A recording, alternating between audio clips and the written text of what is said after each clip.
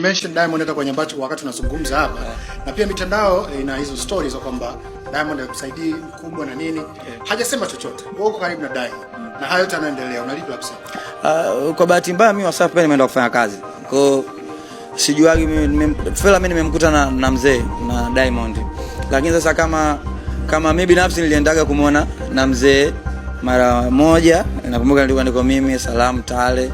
Ndio kumuonaga kama mara moja mara mbili. Alikuwa hapa hospitali Mikocheni, sio ndio hiyo anahitaji sio.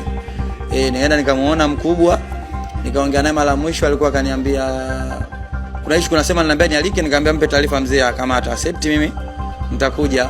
Lakini sababu ile sitaki kujua sababu sijikuchangia chochote. Sio tu tukuchangia na nilikuwa sina cha kuchangia kipindi hicho, nilikuwa ni kwa pechi ya Lolo, nilikuwa nasikiliza wakubwa wanachokitaka, kiufupi nilimsindikiza tu Diamond. Sikuwa cha kuchangia. Kwa sikuwa nachangia, sikutaka kujua Diamond kaoa shilingi ngapi kwa sababu hakuna mchango wangu. Kwa sababu hata vikao vilikuwa vinafanyika vya Diamond sio mkubwa apelekwe sio India wapi, sikuepo na sikutaka kuepo kwa sababu nilikuwa sina mchango katika hilo eneo. Mimi nilitakiwa tu nimpe pole. Na mchango kama pole alipokea. Diamond na Fela watamalizana wenyewe. In fact pia ni manager wake wa muda mrefu. Diamond anaona na Fela, lakini naamini pia Fela maneno lazima wawepo. Mimi naaminigi tafsiri ya sikuwa na damu ni kukoseana. Na maana tunakoseana, tunapokosana lazima tuwekane sawa. Watawekana tu sawa. So issue kubwa sema kwa sababu imeenda public na kwa sababu ni Diamond nini fresh.